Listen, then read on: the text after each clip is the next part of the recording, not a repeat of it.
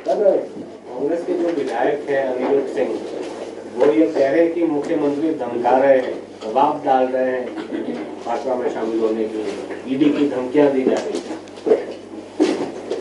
देखिए, ये बौखलाहट है कांग्रेस में, इसलिए अब इस प्रकार के जो है वो अनर्गल अनाप शनाप बयानबाजी कर रहे हैं।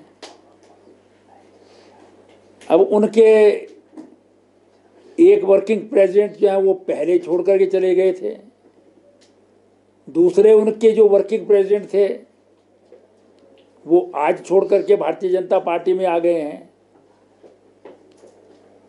विधायक उनके पार्टी छोड़ करके जा रहे हैं, और ये कोई हिमाचल में ही नहीं है, केरला में तो पूरी की पूरी पार्टी उनकी आ गई है। 11 में से 8 विधायक भाजपा ज्वाइन कर चुके हैं। इसलिए ये जो बयानबाजी है ये सिर्फ जो है वो बौखलाहट का नतीजा है।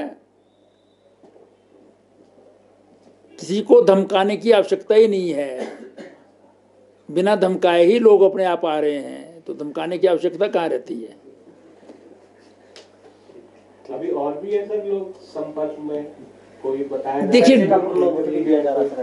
देखिए डूब रहा जहाज है। प्रलोभन जो है वो कांग्रेस के लोगों को, प्रलोभन तो बहुत लोग, भारतीय जनता पार्टी 1951 से चल रही है और अपोजिशन में होती थी, 1-2 आदमी होते थे, तब भी छोड़ करके नहीं जाते थे ना। प्रलोभन जो है वो है तो वो उनकी कमजोरी है, कहीं देते हैं, लेकिन हिमाचल प्रदेश में ना तो किसी को प्रलोभन दिया जा रहा है, ना किसी को जो है वो दबाव डाला जा रहा है। वो अपने आप जो है वो भारतीय जनता पार्टी की नीतियों, हिमाचल प्रदेश सरकार के मुख्यमंत्री द्वारा किए गए काम और केंद्र में माननीय नरेंद्र मोदी जी की नीतियों के कारण भारतीय जनता पार्टी ज्वाइन कर रहे हैं। इसलिए किसी प्रकार का जो है वो प्रलोभन, दबाव इत्यादि का जो कोई प्रश्न ही पैदा नहीं होता है। मैं समझता हूं कि इस प्रकार की बयानबाजी जो है वो अनर्गल बयानबाजी है।